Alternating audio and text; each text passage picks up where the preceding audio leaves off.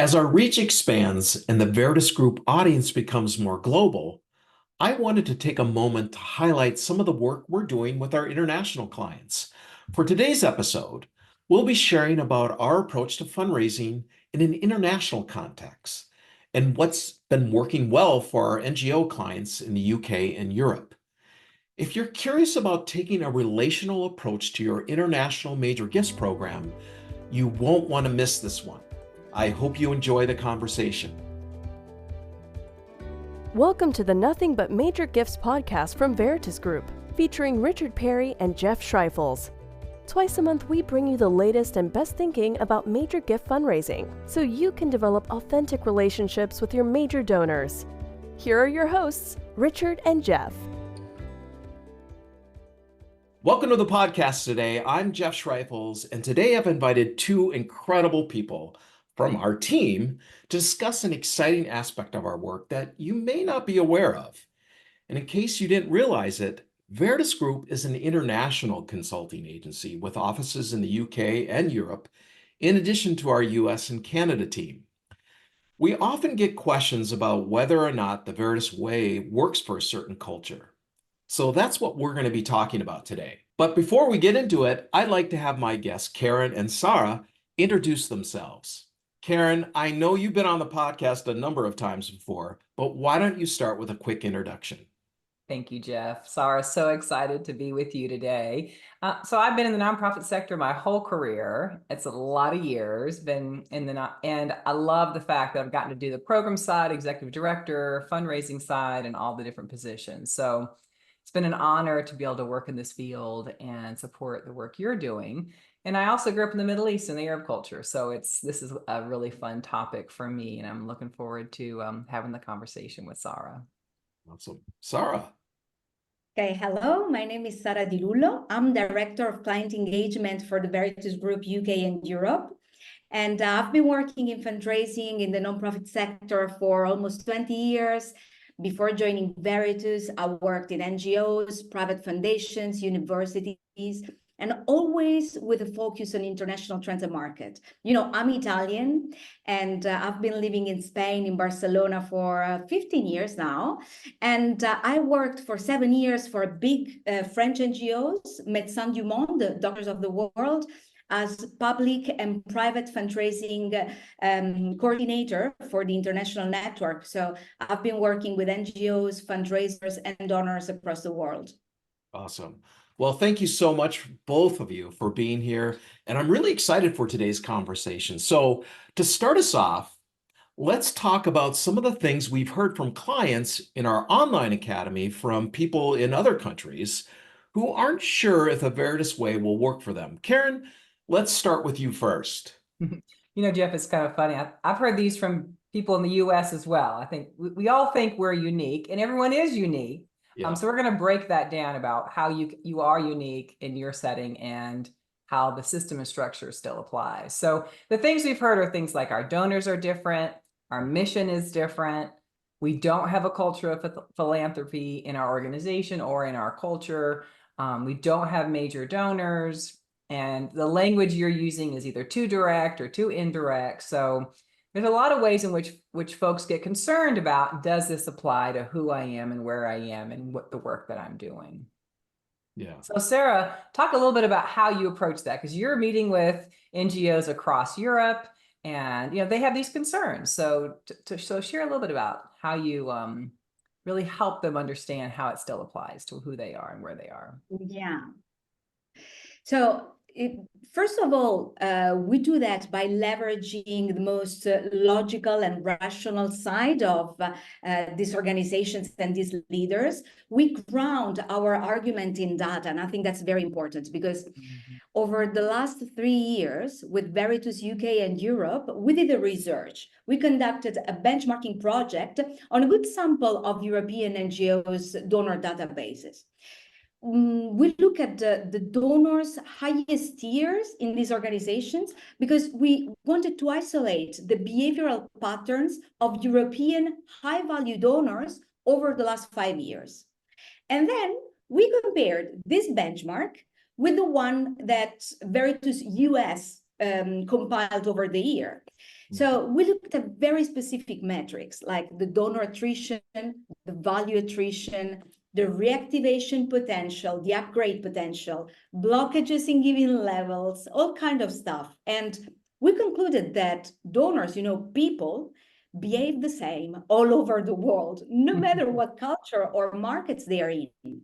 So we show these leaders how most of these metrics are really similar, especially when we look at the giving histories of donors. Now, when we are looking at applying this fundraising strategy, we do take a culture into consideration. I mean, for instance, we bring in different examples of external resources for touchpoint. We take templates and move it into the organization voice with awareness of the donor culture. And we really acknowledge the market differences, providing to every organization a local client experience leader, a person that really knows the culture well and knows the philanthropy market. But at the end of the day, the core of this methodology is constant throughout. Sara, it makes me think about, the culture I grew up in, which is very about community and social. So when you're doing business, you would never get right to business, right? You would come in, there's like 7 different things you're fed. You talk about family, you get to know who they are, their history, and it's much more time is spent up front getting to know each other as fellow humans in the context of family and culture. And then you get to business way down the road. So that would be an example. Like if I'm a fundraiser and working with someone in that culture, that would be a different rhythm than maybe someone from the Netherlands, possibly. But it could be someone from the Netherlands who also appreciates that culture. So really it's knowing how to tune into the donor you're working with within their culture and the speed and rhythm of how people get to know each other and build trust. Yeah. And I feel like everything Sara said and Karen, what you said before, could be applied to the organizations that we work with here in the US. Everyone has a different culture within their organization, how they talk to donors. Some might be more, from a museum or from, public media or, so everyone has a little bit of nuance, right? And so everything that Sara just kind of highlighted is some of the same things we think about with clients, even if they're from the same culture. So I think that's interesting. So, Sara, what do you think some of the challenges with shifting the culture and implementing a strong major gift strategies? What are some of those challenges? Yeah. Jeff, the concept of major gifts fundraising is relatively new to the European market when we compare it to markets like North America or even the UK. So European NGOs are still in these early stages of developing strong major gift programs. And this means that there is a learning curve and the need for more strategic investment in this area. Yeah. Because historically, the European NGOs have invested heavily in direct fundraising techniques. So these organizations have primarily focused on mass donor acquisition strategies. So as a result, their databases are filled with small donors.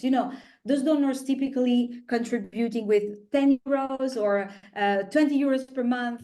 So there is this wealth of expertise in direct response fundraising and a lack of knowledge on how to grow your donor pipeline.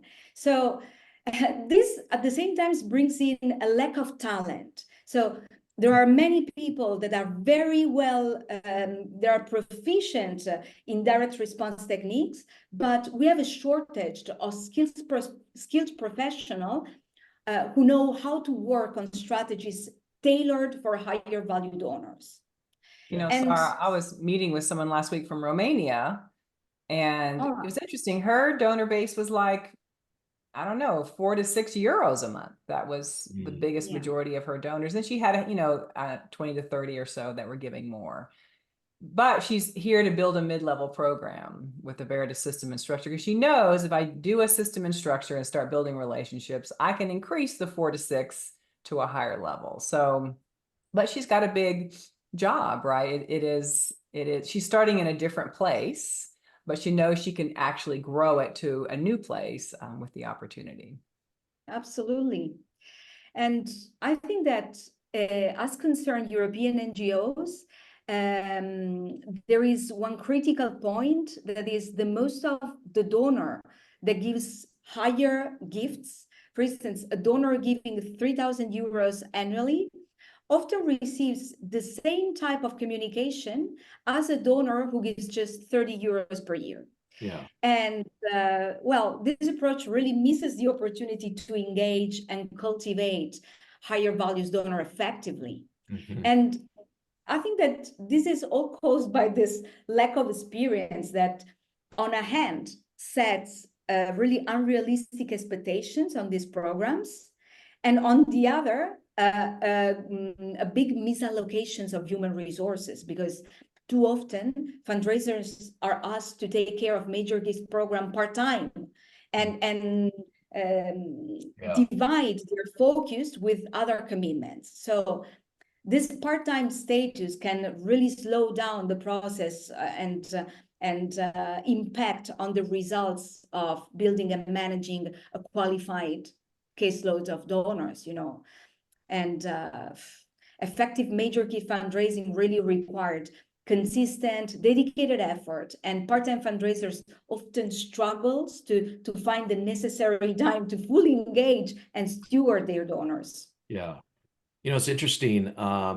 Just a week or so ago, I was in the UK at a conference and talking to a lot of folks from the UK and their organizations, and they're in the same boat. A lot of them have just not caught up to the idea of really focusing on major gifts. So they're doing all kinds of different things. They're doing mid-level, they're doing a little bit of major gifts, they're doing the direct response thing, and they know they need to really focus on it because they have the donors, but the culture hasn't been a major gift, philanthropic culture. It's all, as you were talking about, it's been very direct response focused.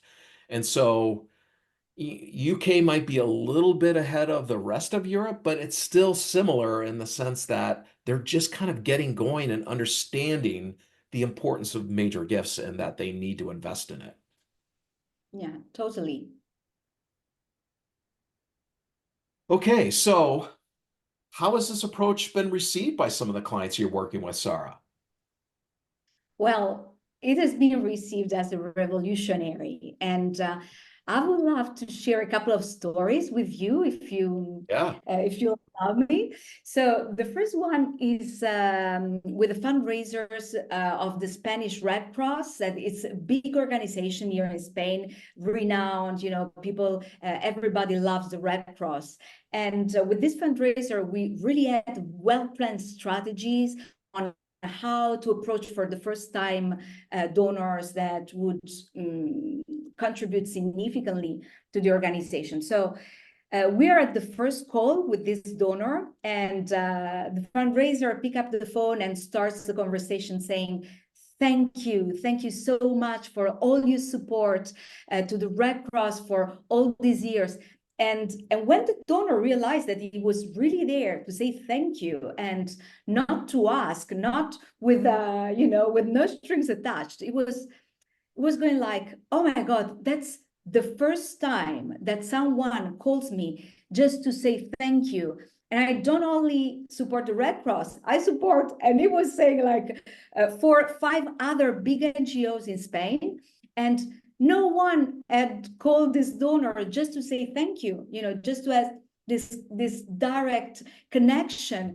And right in that phone call, they take arrangement to meet each other face to face. And then few weeks later, they meet and the donor pledges a big donations in that meeting. And this is just amazing. And but what it tells me is that NGOs really have to work more and invest more on these one-to-one strategies. And we are seeing this constantly. We are really having the proof that the one-to-one strategies are the one that really benefit more the donor pipeline. And another story. This is very representative of something that it happened to me several times. Is this another NGO? It's called Educo. It's member of the Child Fund Alliance. So they had this donor that was a donor that was giving since quite a few years to the organization. And they knew that the donor could contribute significantly to the organization mission. But, you know, for some reason, this donor was very shy or reserved. They couldn't really reach out and connect to this person. So what do? The fundraiser write him a letter. And in this letter, she says how grateful she is for all the commitment and all the contribution that the donor has done to the organization over the year.